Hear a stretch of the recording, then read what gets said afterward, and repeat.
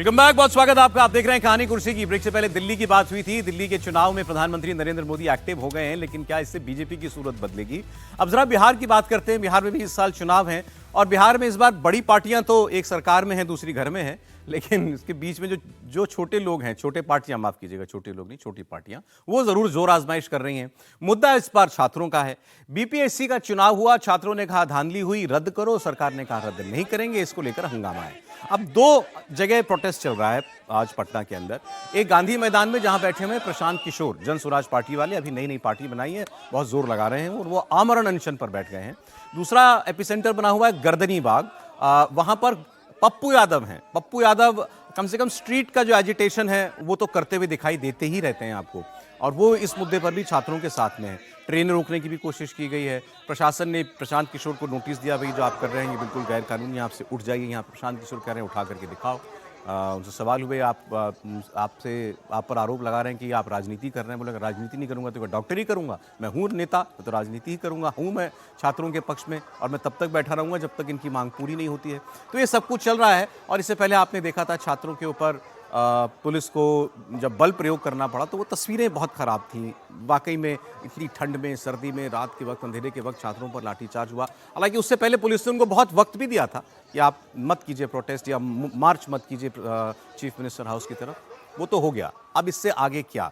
छात्रों की मांगों से ज़्यादा अब इन नेताओं की बात होने लगी है। तो मैं आपको ज़रा दोनों बयान जल्दी से सुना रहा हूँ। प्रशांत किशोर को क्या दिल्ली का ये जो गांधी मैदान है पटना का, इसमें दिल्ली का रामलीला मैदान अरविंद केजरीवाल वाला दिखाई दे रहा है? केजरीवाल जी भी ऐसे ही बैठे थे आमरण अनशन पर, याद कीजिए, और फिर दिल्ली के मुख्यमंत्री हो गए वो 11-12 साल के। प्रशांत किशोर क्या उसी मॉडल पर आगे बढ़ रहे हैं? पप्पू यादव को भी सुन लीजिए। आप लोग इतना घबराए हुए क्यों हैं? इतनी जल्दी में आप लोग क्यों रहते हैं? सरकार मानेगी, नहीं मानेगी? नहीं मानेगी तो नहीं मानेगी। हम अपना काम कर रहे हैं, सरकार को अपना काम करने दीजिए। 17 दिन से अभ्यर्थी भी तो बैठे हुए हैं धरने पे, लेकिन फिर भी सरकार के कान में जूं नहीं रेंग रही है। तो नहीं रेंग रहा है तो नहीं रेंग रहा है। अनशन चालू रहेगा? बिल्कुल चालू रहेगा। नहीं, कल अधिकारी भी आए थे, आपको यहाँ से उठाने की कोशिश भी कर रहे थे, लेकिन आप बने रहे। भाई कोई हमको अभी उठाने यहाँ नहीं आया। जब उठाने आएगा तब देखा जाएगा। कहा जा रहा है कि प्रशांत किशोर बीपीएससी छात्रों को लेकर अब राजनीति पे उतर गए हैं। अपनी अरे ये सवाल पूछते पूछते आप लोग थक गए। एक ही सवाल खींचे जा रहे हो। हम यहाँ 2.5 साल से जो काम कर रहे हैं उससे राजनीति करते हैं, फुल टाइम राजनीति करते हैं। तो हम राजनीति नहीं करेंगे तो क्या डॉक्टरी करेंगे? क्या सवाल कर रहे हैं आप? मतलब किसी को आप यहाँ मारिएगा और उसके साथ हम खड़े हो जाएंगे तो राजनीति कर रहे हैं। तो ठीक है, राजनीति कर रहे हैं।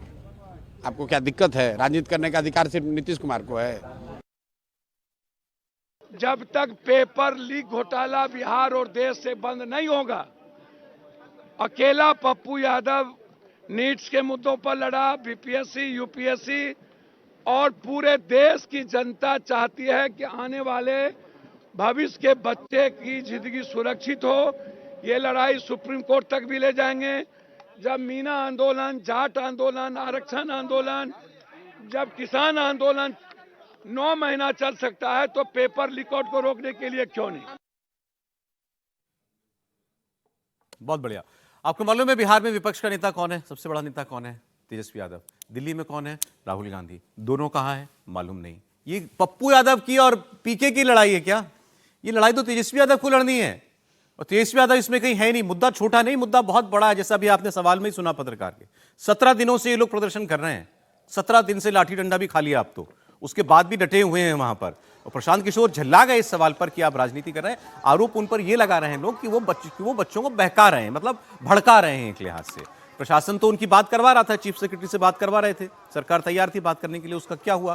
तो ये हुआ कि साहब चलिए चीफ सेक्रेटरी से मिलने चलना है, तो कोई अड़ गया, हम जाएंगे चीफ सेक्रेटरी से मिलने, यहीं आएगा चीफ सेक्रेटरी। तो ऐसे ही बात बिगड़ भी जाती है। हो सकता है बात पहले बन जाती। एनीवे, अब वो कह रहे हैं राजनीति क्या केवल नीतीश कुमार करेंगे? तो कह रहा हूँ तेजस्वी यादव की ये सवाल है, वो कब करेंगे राजनीति?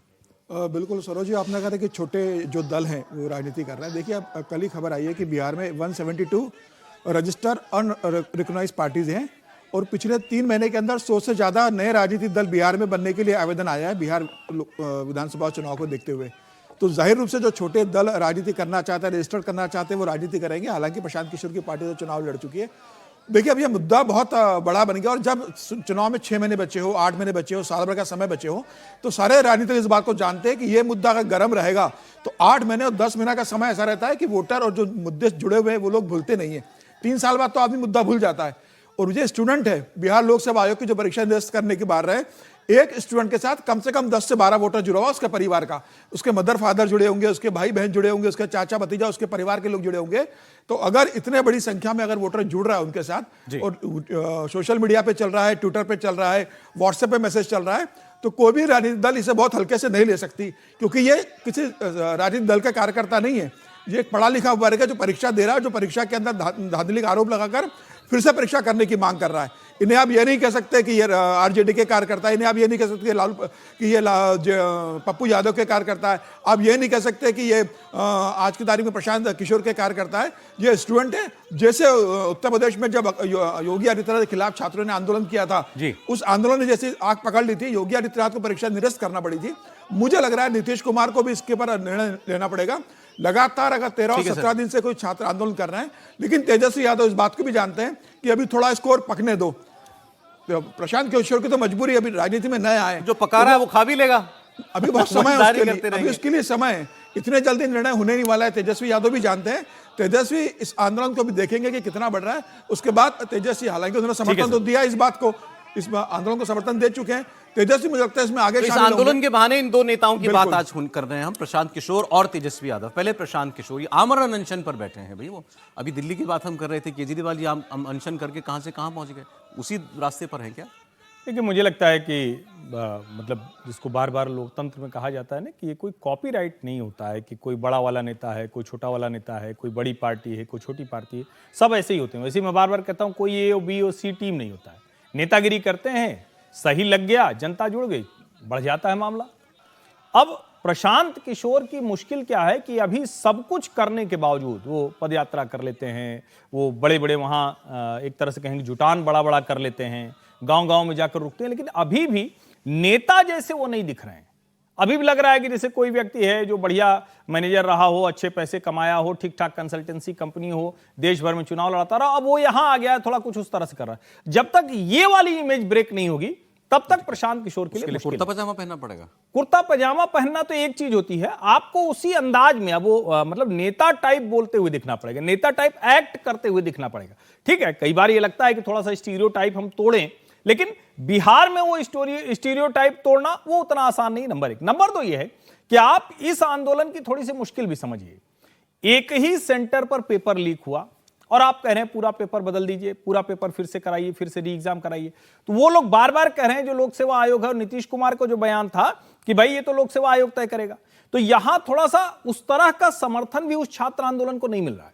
मुश्किल क्या है कि ये लोग टुकड़ों टुकड़ों में बट के काम कर रहे हैं। कहीं कुछ कम्युनिस्ट छात्र संगठन खड़े हो गए, कहीं दूसरे छात्र संगठन खड़े हो गए, कहीं पप्पू यादव के साथ कुछ 150 लोग खड़े हो गए, तो कहीं प्रशांत किशोर के साथ। एक जो बढ़िया वाला आंदोलन होना चाहिए वो अभी तक नहीं दिखा। अगर वो होता तो नीतीश कुमार को अब तक शायद घुटनों पर आना पड़ता, और मैं कहता हूं सरकारों को घुटनों पर आना ही पड़ेगा किसी आंदोलन के खिलाफ।